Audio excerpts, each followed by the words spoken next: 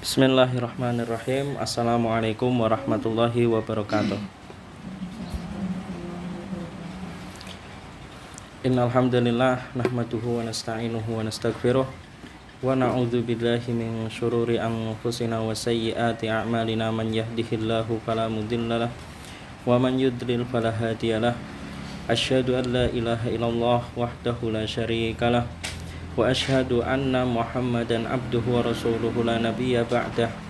Allahumma salli ala Muhammad wa ala ali Muhammad kama sallaita ala Ibrahim wa ala ali Ibrahim wa barik ala Muhammad wa ala ali Muhammad kama barakta ala Ibrahim wa ala ali Ibrahim fil alamina innaka Hamidum Majid. Qala Allah Ta'ala fil Qur'anil Karim, ya ayyuhalladzina amanu taqullaha haqqa tuqatih wa la tamutunna illa wa antum muslimun. Fa inna asdaqal hadis kitabullah wa khairal hadi hadi Muhammad sallallahu alaihi wasallam wa syarrul umur muhdatsatuha wa kullu muhdatsatin bid'ah wa kullu bid'atin dhalalah. Amma ba'd.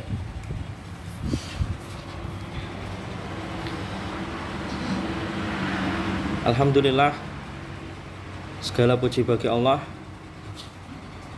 dan salawat serta salam semoga selalu tercurahkan kepada Nabi Muhammad SAW. Pembahasan kita membahas tentang kitab Sunan At-Tirmidzi. Sunan At-Tirmidzi ini termasuk buku yang masyhur di antara buku-buku hadis yang 6, Kutubus Sittah, itu kan sebutnya Kutubus Sittah, ada 6 yang buku-buku ini menjadi rujukan kita setelah Al-Qur'an. Ya kan, Kutubus Sittah itu buku yang mengumpulkan hadis-hadis, buku yang menjadi rujukan kita umat Islam dan disepakati semua ulama. Enggak ada yang menyelisihinya kecuali orang Syiah kan itu. Kutubus Sittah kan itu. Kitab yang kita pakai rujukan setelah Al-Qur'an.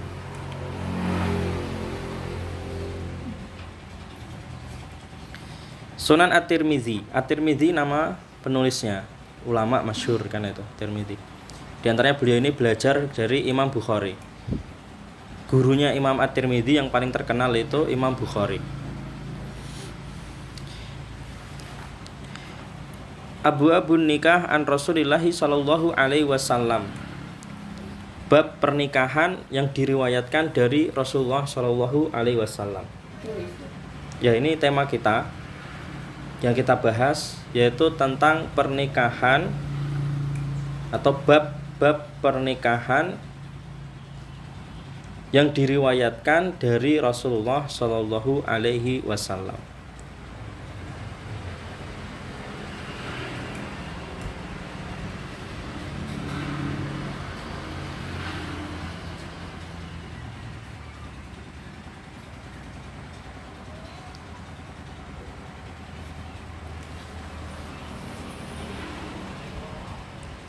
Ini tuh masuknya dalam pembahasan apa? Akidah bukan ya, kan itu. Ini masuknya dalam fikih muamalah, kan itu. Fikih muamalah.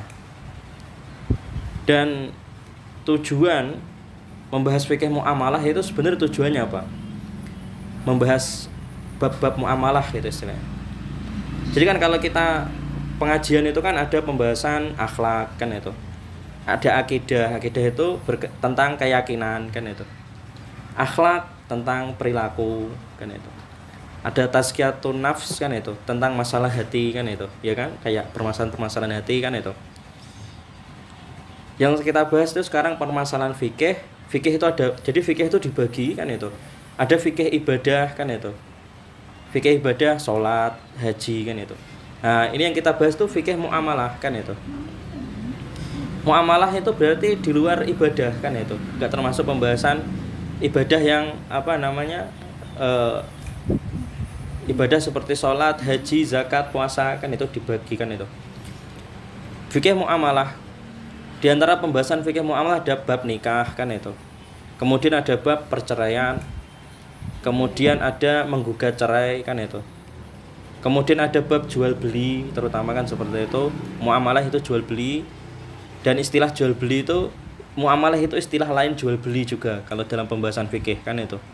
Maka disebut fikih muamalah, benar luas sekali. Pembahasan fikih muamalah, inti yang tujuan membahas fikih muamalah itu apa? Supaya orang itu tidak mendolimi orang lain kan itu tujuannya. Kita tahu membahas tentang pernikahan supaya kita itu ketika pernikahan itu kan dua pasangan ya, enggak hanya dua pasangan kan itu, ada pihak laki-laki, pihak perempuan, kemudian ada wali juga kan itu, supaya kita enggak mendolimi hak-hak mereka kan itu. Jadi tujuan bahas fikih muamalah itu tujuannya adalah supaya kita tidak zalim gitu ya gitu. Fikih muamalah. Jual beli ya gitu. Kita bahas fikih jual beli tujuannya supaya apa? Supaya kalau jual beli enggak jatuh mendolimi orang kan itu. Supaya tidak riba. Supaya tidak terjatuh dalam jual beli yang haram kan itu. Ya, intinya gitu. Fikih muamalah itu tujuannya supaya kita tidak zalim kan itu. Atau intinya menghilangkan kezaliman. Tujuan fikih muamalah itu, membahas fikih muamalah itu tujuan utamanya adalah menghilangkan kezaliman.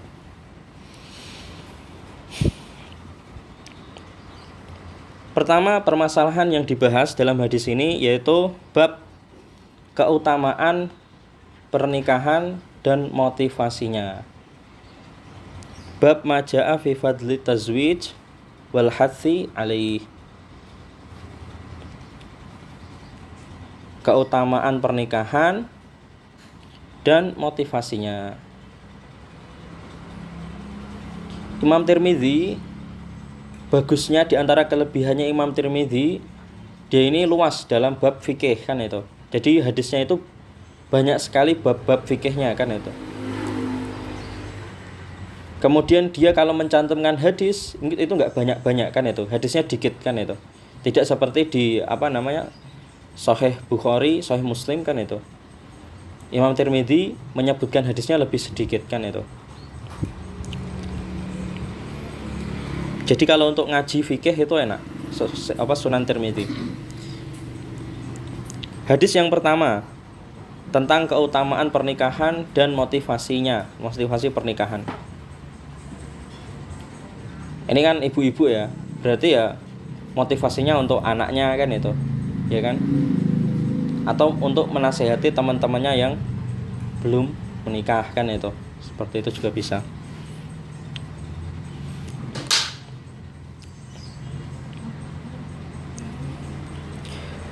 Qala Rasulullah sallallahu alaihi wasallam. Rasulullah sallallahu alaihi wasallam.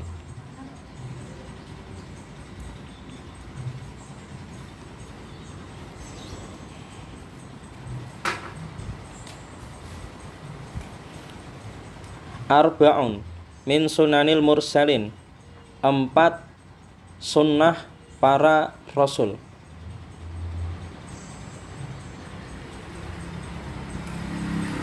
Para rasul itu berarti maksudnya semua rasul. Rasul pertama siapa? Iya. Rasul pertama yang diutus oleh Allah Subhanahu wa taala, Nabi bukan, Nabi Nuh kan itu. Nabi Nuh, Rasul kan itu. Tapi enggak apa-apa kalau diartikan ini semua nabi juga enggak apa-apa kan itu. Tapi yaitu tadi Rasul itu pertama Nabi Nuh yang diutus untuk berdakwah, itu Nabi Nuh pertama kan itu. Kemudian Rasul selain Nabi Nuh, Rasul itu Nabi Ibrahim, kemudian Nabi Musa, Isa, dan Nabi Muhammad. Rasul itu sifatnya diutus untuk sebuah kaum kan itu.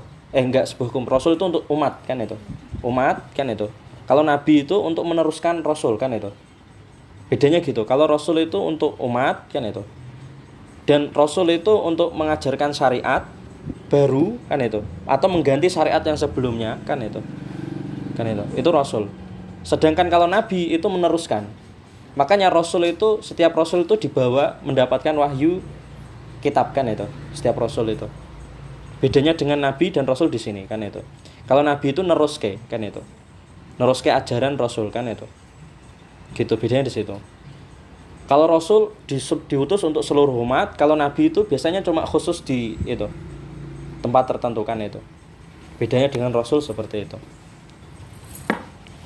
Kalau Nabi mungkin jumlahnya nggak diketahui ya, jumlahnya Nabi itu. Mungkin lebih dari 25, wallahu a'lam bishawab kan itu. Tapi kalau Rasul ya tadi yang diutus untuk umat kan itu. Kemudian membawa syariat baru atau mengganti syariat sebelumnya, Nabi Nuh, kemudian Nabi Ibrahim, Nabi Musa, Nabi Isa, Nabi Muhammad sallallahu alaihi wasallam. Di zaman Nabi Musa kan itu, perempuan itu nggak boleh sholat di masjid gitu, nggak salah kan itu. Kalau nggak salah seperti itu. Kemudian di zaman Nabi Musa, Nabi Isa itu harta rampasan itu nggak boleh diambil kan itu, dibakar kan itu. Setelah di zaman Nabi Muhammad itu diganti, syariatnya semua digantikan itu, dirubah kan itu. Kalau nggak salah lagi, orang di zaman Nabi Musa, Nabi Isa itu lemak haram kan itu, makan lemak itu haram. Kemudian di zaman Nabi Muhammad diperbolehkan, kurang lebih gitu loh. Jadi fungsi Rasul itu seperti itu.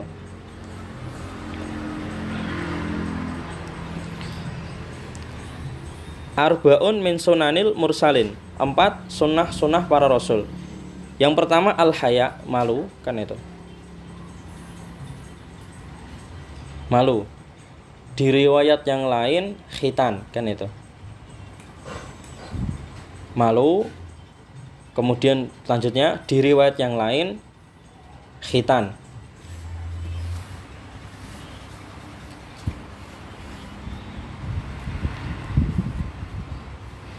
Di riwayat yang lain khitan. Kemudian ada riwayat yang lemah kan itu. Lanjutnya ada riwayat yang lemah. Ada riwayat yang lemah. Ada riwayat yang lemah. Hina kan itu. Jadi haya, khitan, hina kan itu.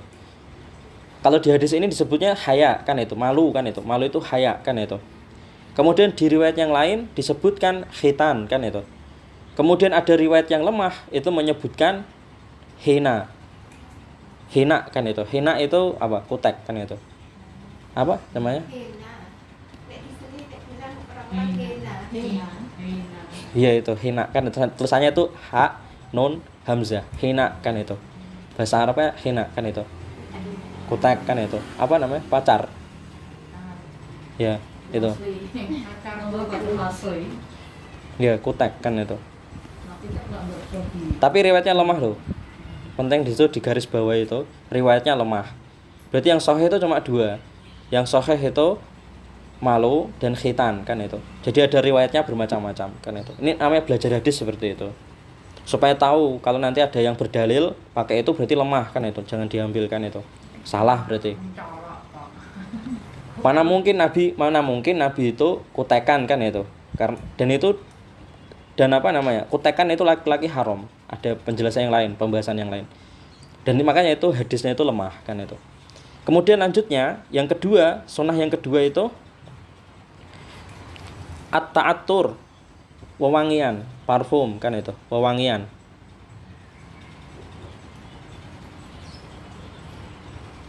Kalau perempuan makruh kan itu. Bahkan dia mengharamkan kan itu. Ini Nabi kan itu, sunnah para Nabi, wewangian. Kemudian yang ketiga as-siwak. Siwak kan itu. Siwak itu luas sekali fikihnya kan itu. Ada yang mengatakan siwak itu harus dengan kayu tertentu, ada yang mengatakan siwak itu dengan kain juga bisa kan itu. Ada yang mengatakan siwak itu diganti dengan kain bisa, diganti dengan bahan yang lain kan itu. Ada yang mengatakan boleh kan itu. Ada yang mengatakan sunnahnya itu harus pakai kayu tertentu kan itu. Siwak kan itu. Kemudian yang terakhir nikah kan itu. Kemudian yang terakhir nikah kan itu. Yaitu 4. Itu 4 sunnah Rasul kan itu.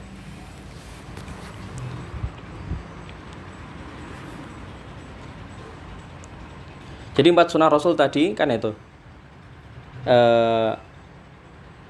Apa saja tadi?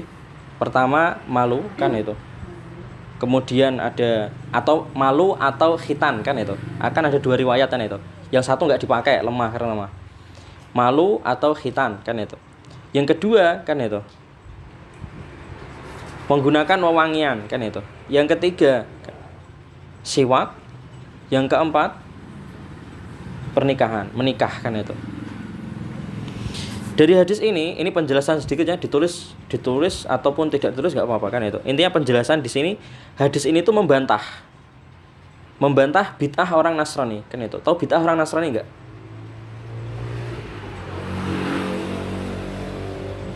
Bid'ah rohbaniyah, ahli ibadahnya orang Nasrani. Atau sebutnya apa? Pastor atau pendetanya. Pastor ya, yang ahli ibadahnya kan itu. Bid'ah orang Nasrani kan itu tidak mengharamkan pernikahan, mengharamkan menikah kan itu. Jadi bagi pastornya kan itu, ahli ibadahnya.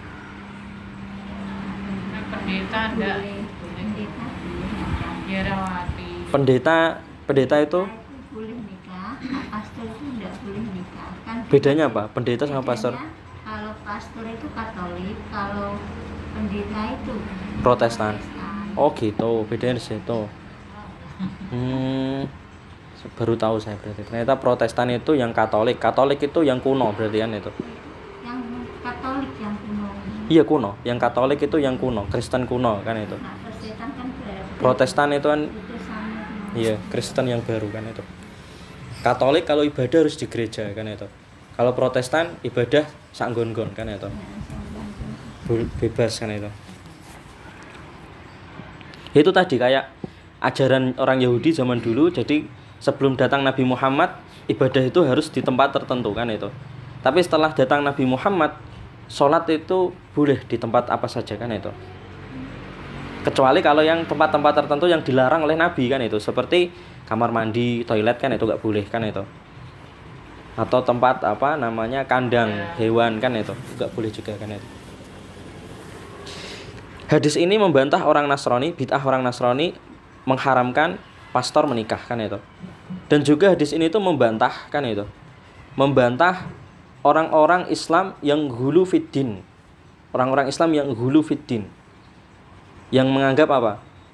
Menganggap tidak menikah itu lebih suci kan itu. Jadi ada orang-orang Islam yang ghulu fiddin merasa lebih suci kalau tidak menikah kan itu. Ada orang-orang seperti ini. Dan hadis ini juga menjelaskan hubungan badan kan itu. Hubungan badan suami istri kan itu tidak mengurangi kemuliaan kan itu seseorang. Bahkan Nabi saja itu menikah kan itu. Menikah itu maksudnya Nabi itu juga berjima gitu istilahnya. Nikah di situ maksudnya berjima kan itu.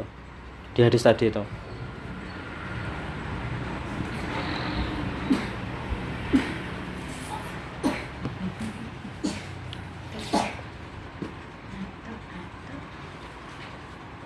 Kemudian hadis yang kedua.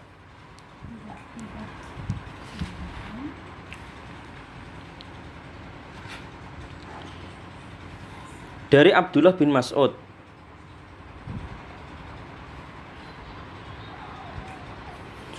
Qala kharajna ma'an Nabi sallallahu alaihi wasallam. Kami pernah keluar bersama Nabi sallallahu alaihi wasallam.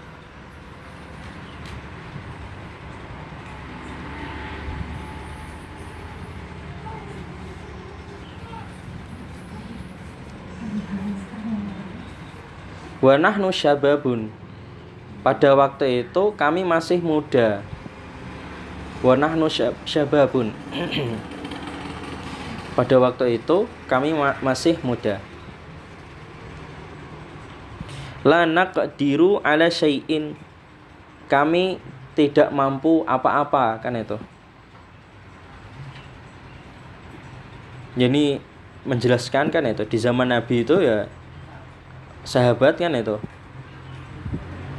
nggak terus sahabat itu terus semua terus ketika dewasa kemudian sukses bekerja kan itu terus kaya kan itu enggak kan itu. Ini menjelaskan hadis ini ya sahabat itu ya seperti orang pada umumnya, ada yang bekerja, ada yang nganggur kan itu, tidak bisa apa-apa kan itu. Ini maksudnya seperti itu. Lanak diru ala syai'in, kami tidak mampu apa-apa. Maksudnya apa?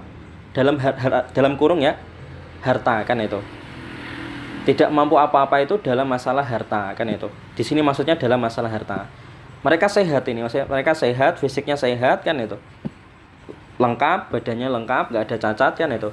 Tapi dalam masalah harta mereka tidak mampu gitu, maksudnya gitu. Kemudian Rasulullah bersabda, lalu beliau bersabda, ya ma'syaras sabab, ya ma'syaras syabab, wahai para pemuda,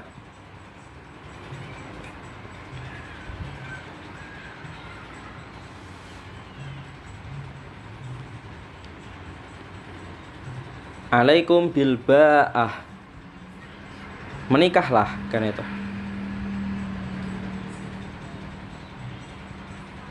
Jadi Rasulullah memotivasi, meski mereka nggak mampu kan itu, nggak punya harta kan itu, Rasulullah disuruh menikah kan itu. Nah, orang sekarang ya ojo nikah orang mampu kayak ngono. Paham nggak? Ini Rasulullah kan itu. Dengan orang pemuda yang nggak mampu masih dimotivasi untuk menikah kan itu. Fa innahu aghaddu lil basar. Karena kan itu menikah itu menjaga pandangan, wa ahsanu lil farj kan itu. Wa ahsanu lil farji, menjaga pandangan dan kemaluan.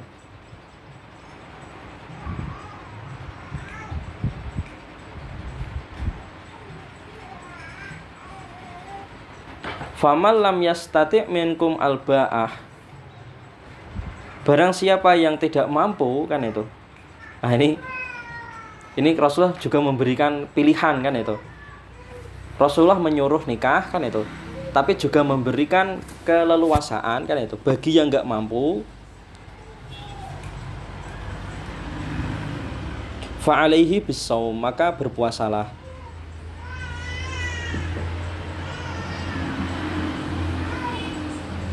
Maka menikahlah. Fa innas saum lahu wija,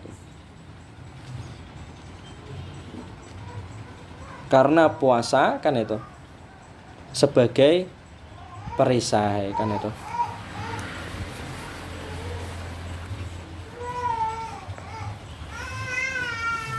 Perisai, puasa sebagai perisai maksudnya apa? Dalam kurung kan itu.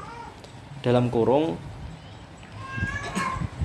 puasa itu mengurangi air mani kan itu.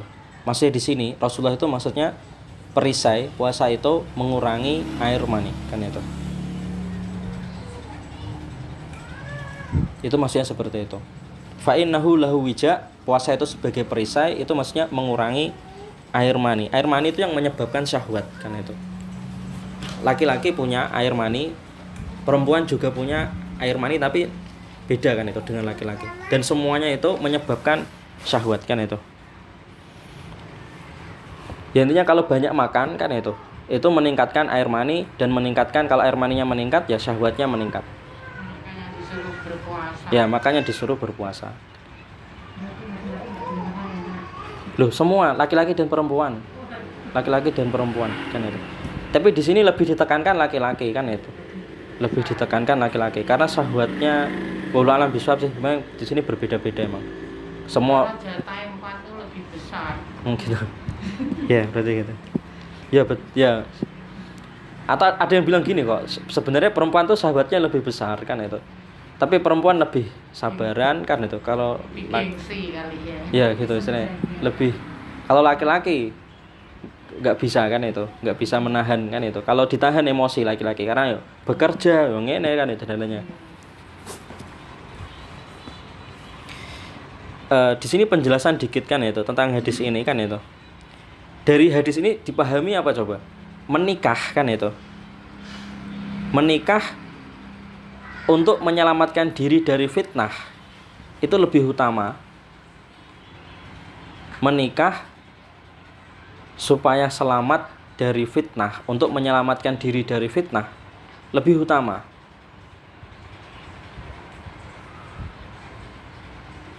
daripada menunda karena tidak mampu kan itu. karena tidak ada kemampuan harta, kan itu. Jadi yang dibahas di sini tidak mampu itu semua berkaitan dengan harta ya, bukan karena fisik, bukan karena agama, bukan karena yang lainnya. Yang dimaksud di sini ketidakmampuan ini atau mampu di sini itu harta. Jadi kalau orang itu sudah mampu harta, itu nggak boleh menunda-nunda pernikahan, intinya gitu. Mampu, kalau ada orang mampu hartanya intinya mampu itu dilihat dari segi harta, itu nggak boleh. Dari hadis ini juga dipahami orang yang mampu dalam segi harta itu nggak boleh menunda-nunda pernikahan, kan itu. Karena apa? Kalau menunda-nunda nikah itu menyebabkan fitnah, kan itu. Seperti mana di sini dijelaskan di sini tadi, kan itu. Karena menikah itu menjaga pandangan dan menjaga kemaluan. Kalau menunda-nunda nikah ya tadi bahaya untuk pandangan dan bahaya untuk kemaluan, kan itu. Kemudian berikutnya, bab yang berikutnya, ganti bab ya, ganti tema. Bab yang berikutnya, bab maja'a fin nahyi anit tabattul, bab larangan membujang, kan itu. Larangan membujang.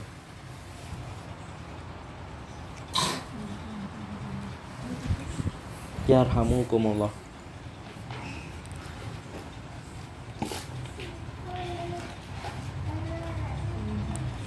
Dari Samurah,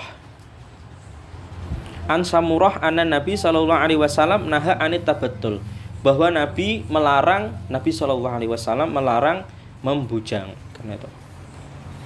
Nabi sallallahu alaihi wasallam melarang membujang.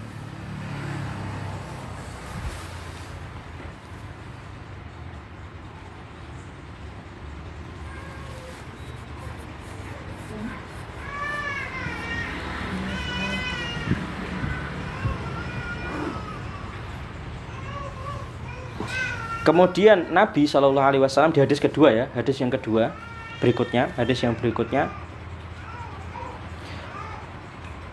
Rodda Rasulullah Shallallahu Alaihi Wasallam ala Utsman bin Maz'un, Nabi melarang Utsman bin Maz'un membujang. Nabi melarang Utsman bin Maz'un untuk membujang.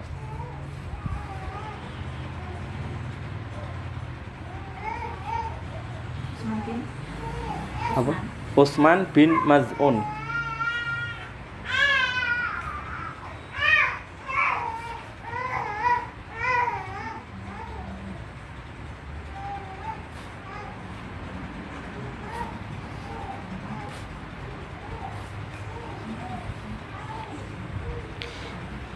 Rasulullah Shallallahu Alaihi Wasallam melarang Utsman bin Maz'un untuk membujang.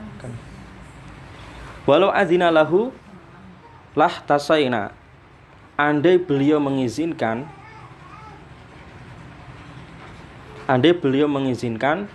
pasti kami tasaina, kan itu. Pasti kami akan mengebiri kemaluan kami, kan itu.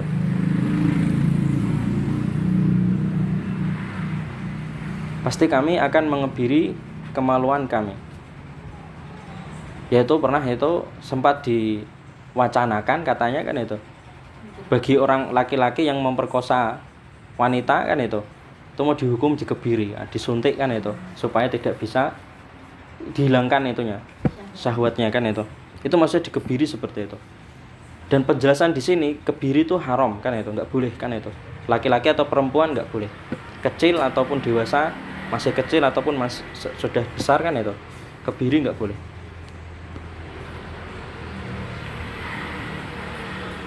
Kemudian berikutnya bab yang lain, bab ketiga ya berarti ya. Bab yang ketiga, ma jaa idza ja'akum man tardawna dinahu fazawwijhu. Bab tentang jika datang kepada kalian, idza ja'akum, jika datang kepada kalian, man tardawna dinahu, seseorang yang kalian ridhoi agamanya, fazawwijuhu, maka nikahkanlah.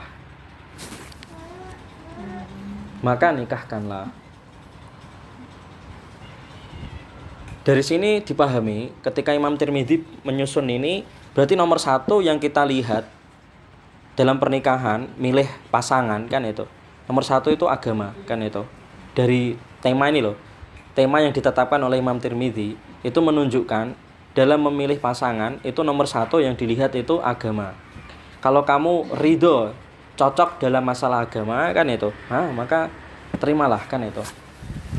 Kalau perempuan kan menerima, kalau laki-laki yang mencari kan itu, ya kan, masih gitu. Dan perempuan ya harus juga ada persetujuan dengan wali kan itu, wali dan perempuan kan itu harus ada persetujuan kan itu.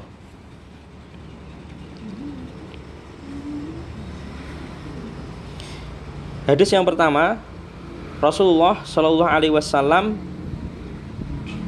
bersabda. Rasulullah Shallallahu Alaihi Wasallam bersabda, "Idza khotaba ilaikum," jika melamar kalian, Rasulullah bersabda, sama ini seperti judulnya tadi sebenarnya. Idza khotaba ilaikum, jika melamar kalian, man tardawna dinahu, seseorang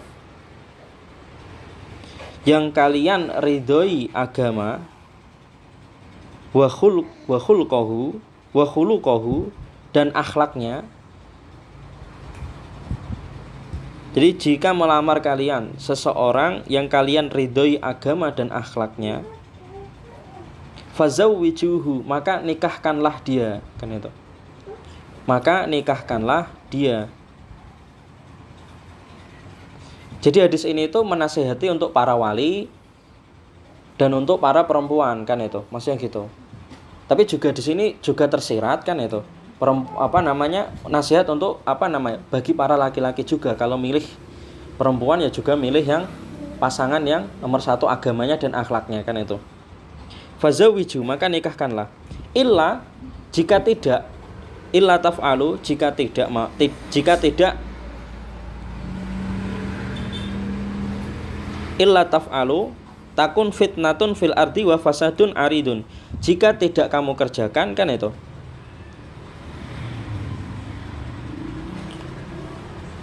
takun fitnah fil ardi, pasti terjadi fitnah di bumi kan itu. Wa fasadun aridun, dan kerusakan yang besar kan itu. Pasti terjadi fitnah dan kerusakan yang besar kan itu. Maksudnya apa? Fitnah dan kerusakan yang besar itu dalam kurung kan itu. Perempuan dan laki-laki banyak yang tidak nikah dan berzina kan itu.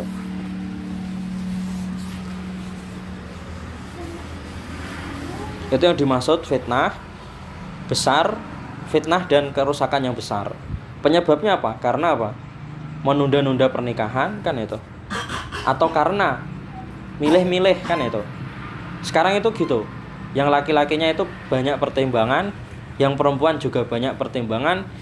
Akhirnya podo-podo nolak semua. Yang banyak penolakan, laki-laki sering nolak kan itu, yang perempuan juga sering nolak kan itu. Ya karena akhir zaman kan itu. Akhirnya apa? Menyebabkan tadi fitnah kan itu dan kerusakan yang besar. Akhirnya banyak yang tidak nikah, laki-laki banyak tidak nikah, perempuan banyak yang tidak nikah. Akhirnya apa? Banyak perzinaan kan itu. Lanjutnya kemudian para sahabat bertanya kan itu. Kemudian para sahabat bertanya, Ya Rasulullah,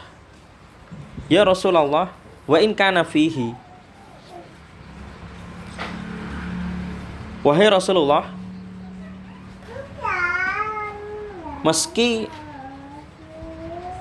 dia tidak kaya kan itu. Wa in kana fihi maksudnya meski dia tidak kaya, atau dalam kurung tidak sepadan. Meski tidak sepadan, maksudnya calonnya ini enggak sepadan kan itu. Tapi agamanya ya tetap tadi nomor satu ya, agamanya tetap kan itu. Akhlaknya juga tetap kan itu. Ini kan agamanya itu nomor satu, harus sama kan itu. Harus agama Islam kan itu. Nah ini masalah hartanya. Hartanya kalau tidak sepadan gitu, maksudnya ada sahabat tanya, kalau tidak sepadan ya Rasulullah, masalah dalam bab harta kan itu. Rasulullah kemudian mengulanginya 3 kali kan itu. Ucapan tadi kan itu. Mengulangi sampai 3 kali kan itu. Mengulangi sampai 3 kali hadis tadi kan itu. Ringkasnya ya. Hadis tadi apa? Jika datang melamar kalian seseorang yang kalian ridhoi agamanya dan akhlaknya, maka nikahkanlah dia. Diulangi Rasul sampai 3 kali kan itu. Itu maksudnya.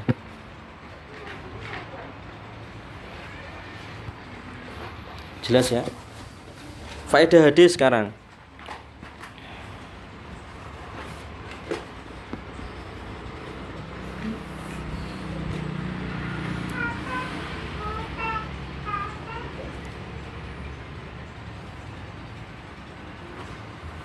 Di sini ada faedah dari hadis ini dari kitab Tuhfatul Ahwazi kan itu. Tuhfatul Ahwazi kan itu.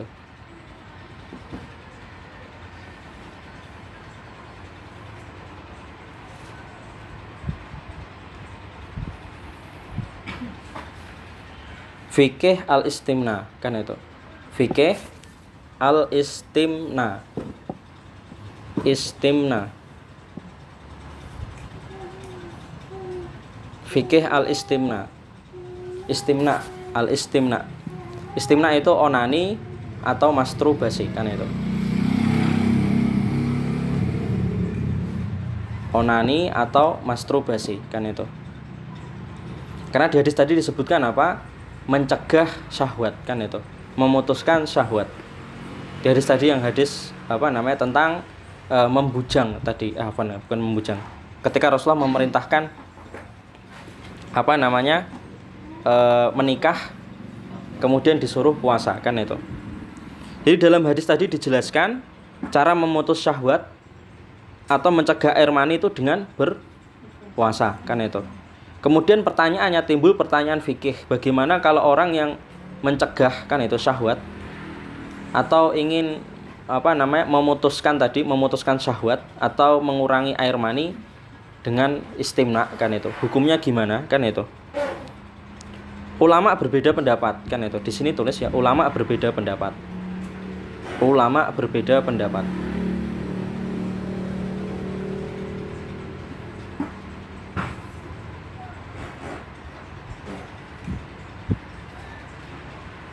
Sebagian Malikiyah kan itu mengharamkan berdasarkan hadis ini kan itu.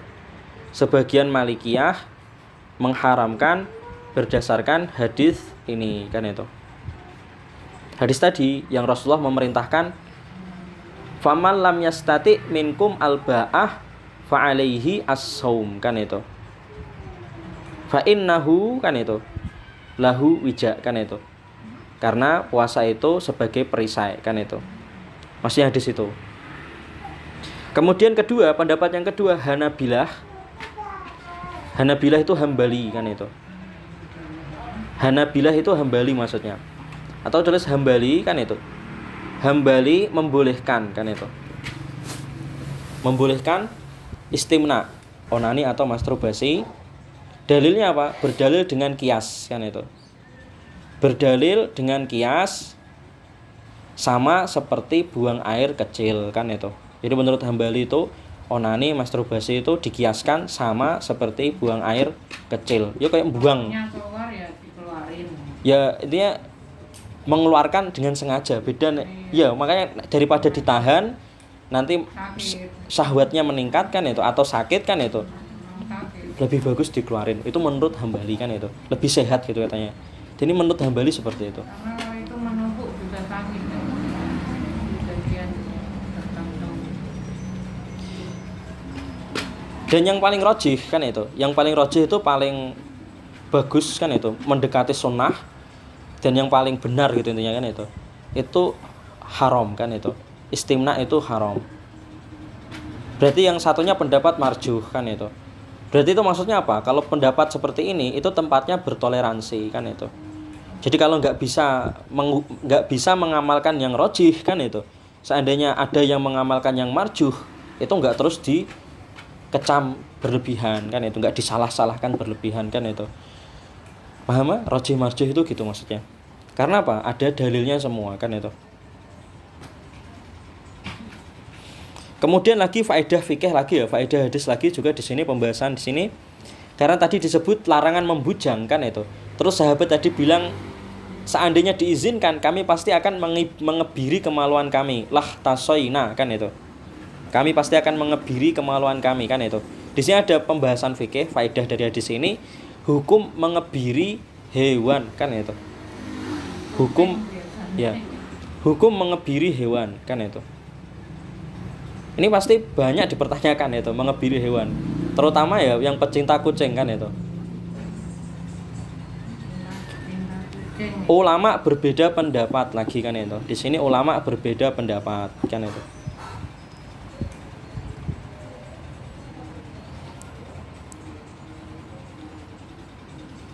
Yang melarang kan itu berdalil dengan hadis larangan mengebiri hewan kan itu. Jadi ada hadisnya banyak kan itu.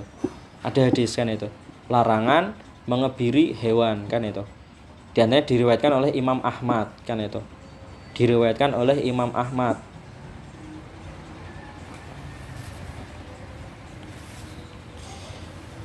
Yang pertama yang melarang berdalil dengan hadis larangan Nabi kan itu. Larangan Nabi SAW, larangan mengebiri hewan kan itu. Yang membolehkan kan itu. Yang kedua, pendapat yang kedua, yang membolehkan berdalil dengan hadis kan itu. Hewan kurban Nabi SAW. Berdalil dengan hadis hewan kurban Nabi SAW yang dikebiri kan itu. Mauju aini, Rasulullah itu bersabda, kalau mencari hewan kurban kambing, hewan kurban kambing, 2 kambing yang hitam putih ada hitamnya kan itu, atau keabu-abuan kan itu, kemudian bertanduk kan itu, kemudian mauju aini yang dikebiri kan itu ada hadisnya kan itu. Maksudnya apa ya Pak? Dikebiri biar gemuk kan itu, biar gemuk, dagingnya lebih berlemak, lebih enak kan itu, lebih gurih kan itu. Dikebiri gemuk ya. Oh nggak kawin soalnya dia kan itu. Yang rojih kan itu, yang rojih dari sini ya, kitab Tuhfatul Ahwadi ya. Kalau dari kitab Tuhfatul Ahwadi Al-Mubarakfuri, yang rojih itu haram kebiri itu, mengebiri hewan itu haram. Jadi mengebiri manusia itu haram, mengebiri hewan haram kan itu. Karena ada perkataan Ibnu Umar kan itu, larangan mengebiri hewan kan itu. Tapi sebenarnya kalau dilihat dari segi hadis itu lebih kuat yang hadis kurban Nabi tadi, hewan kurban, mengebiri hewan kurban kan itu. Dari situ sebenarnya ulama-ulama banyak yang membolehkan mengebiri kan itu. Kalau berdasarkan kitab ini ya, kalau berdasarkan kitab ini Tuhfatul Ahwadi, mengebiri hewan itu nggak boleh kan itu. Tapi kalau ulama-ulama kontemporer ya seperti Syekh Mustafa Al-Adawi itu mengebiri hewan itu boleh. Nah, kalau kita praktekkan rojih marjuh tadi kan itu, kalau yang mengambil pendapat yang pertama ya boleh, mengambil yang kedua ya boleh, semua ada dalilnya kan itu. Tempatnya bertoleransi kan itu, tempatnya bertoleransi. Kalau saya melihat kan itu, karena berdasarkan hadis hewan kurban Nabi tadi kan itu, akhirnya apa? Mengebiri itu boleh kan itu, mengebiri hewan itu boleh. Nabi boleh. Karena Nabi membolehkan, jelas kan itu. Cuma bedanya gini, kalau yang hadis yang larangan mengebiri itu qauliyah kan itu, perkataan Nabi. Kalau hadis yang mengebiri itu amalan Nabi kan itu, amalan. Qauliyah dengan amalan itu lebih kuat qauliyah sebenarnya, kalau dari segi usul fikih. Tapi kalau dari segi hadis lebih kuat yang hewan kurban Nabi, lebih sahih gitu loh. Hadisnya lebih sahih yang hewan kurban Nabi kan itu. Kesimpulannya apa? Intinya apa? Ada 2 pendapat gitu intinya. Dua-duanya itu punya dalil yang kuat kan itu. Intinya punya dalil yang kuat. Kalau saya pribadi ya nggak masalah sebenarnya mengebiri hewan. Boleh bisa saja kan itu.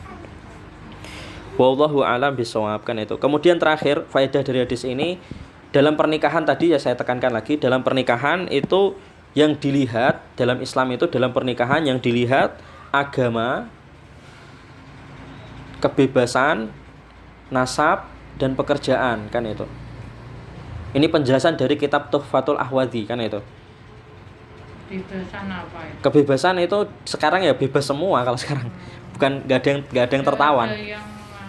Jadi gini, kalau realitas sekarang ya kebebasan itu yang bebas sama yang dipenjara gitu kan realitanya. Kalau zaman dulu kan yang bebas ini ada yang bebas, ada yang budak kan itu. Kalau yang zaman sekarang ya milih nikah yang bebas atau milih nikah yang masih di penjara kan itu. Tetap yang lebih utama yang bebas kan itu, bukan yang di penjara kan itu. Nah, dalam pernikahan itu kita melihat yang dilihat itu adalah agama, kebebasan, kemudian nasab dan pekerjaan kan itu. Bukan harta, enggak. Bukan harta. Ini penjelasan dari ulama Al-Mubarakfuri kan itu. Kemudian jika tidak sepadan kan itu. Nah, ini jika tidak sepadan perempuan dan walinya ridho, jika tidak sepadan perempuan dan walinya ridho, maka pernikahan sah kan itu. Maka pernikahannya sah kan itu. Selama apa? Perempuannya ridho, tidak dipaksa. Kemudian walinya juga ridho kan itu, tidak terpaksa kan itu. Maka pernikahannya sah kan itu. Karena pernikahan itu dicari di sini juga harus sepadan. Harus sepadan itu penting sekali kan itu pernikahan. Kalau nggak sepadan biasanya jeglek, akhirnya tukaran terus kan itu. Rumah tangga akhirnya gimana coba? Kalau pernikahan itu nggak sepadan, misalnya kalau pernikahan nggak sepadan, akhirnya laki-laki itu nuntut perempuan atau perempuan sebaliknya nuntut laki-laki kan itu. Atau gini, aku ngene kok, aku dari orang kaya, kamu dari orang miskin kan itu. Aku wong pinter kan itu, bermartabat, punya gelar. Aku nikah kowe kepeksa kan itu karena kamu nggak punya pendidikan kan itu. Misal seperti itu sering itu terjadi di rumah tangga kalau yang terpaksa nikah gitu istilahnya itu. Akhirnya saling menuntut kekurangan pihak pasangan masing-masing kan itu. Iki kurang iki kan itu.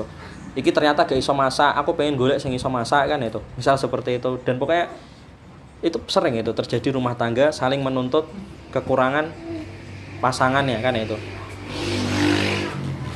Iya dan billah kan itu. Ya tadi intinya pernikahan yang baik itu ya saling meridhoi kan itu. Kalau ada kekurangan juga berusaha tadi meridhoi apa yang, karena di ayatnya juga menjelaskan itu. Afwan kan itu. Nanti insya Allah dibahas lagi di pertemuan berikutnya masalah pernikahan ini kan itu. Ini udah mau maghrib ini. Aku qouli hadza astaghfirullahi wa lakum subhanakallahumma wa bihamdika asyhadu an la ilaha illa anta astaghfiruka wa atubu ilaik. Wassalamualaikum warahmatullahi wabarakatuh.